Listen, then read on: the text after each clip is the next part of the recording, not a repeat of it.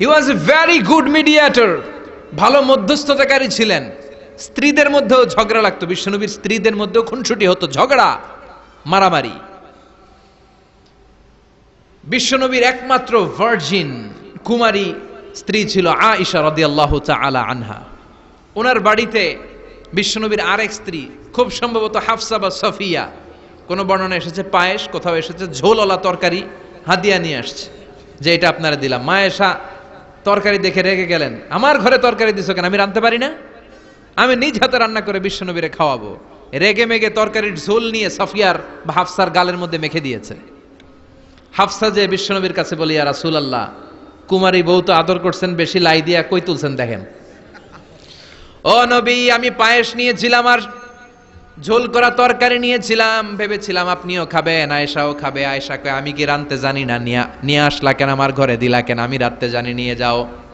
শুধু আমার তরকারিটা প্রত্যাখ্যান করে নাই, তরকারির ঝোল আর পায়েস দিয়ে আমার গালের মধ্যে কসমেটিক্স বানায়া দিছে।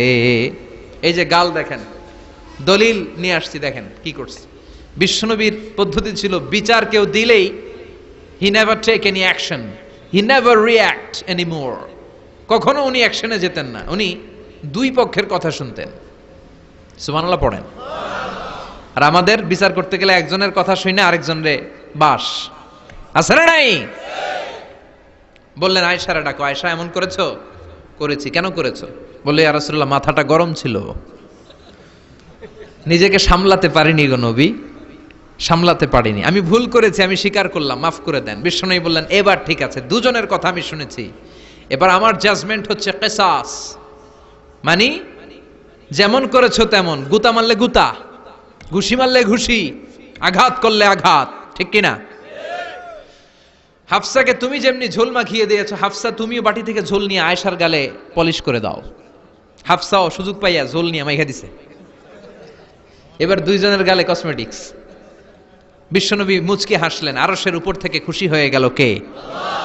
এটা হচ্ছে বিশ্বনবীর বিচার করার বুদ্ধিমত্তা। হি ওয়াজ এ ভেরি গুড মিডিয়েটর। ঝগড়া লাগলেই, বুখারীতে একটা চ্যাপ্টার আছে, চ্যাপ্টারের নাম হচ্ছে ইযহাবু বিনা নুসলিহ বাইনাহুম। চ্যাপ্টারের নাম আমাকে নিয়ে চলো, আমি মিলাইয়া দিব। চ্যাপ্টারের নাম কি?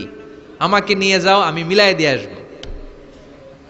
কত জায়গায় যে বিশ্বনবী যে মিলাইয়া দিয়ে আসতেন।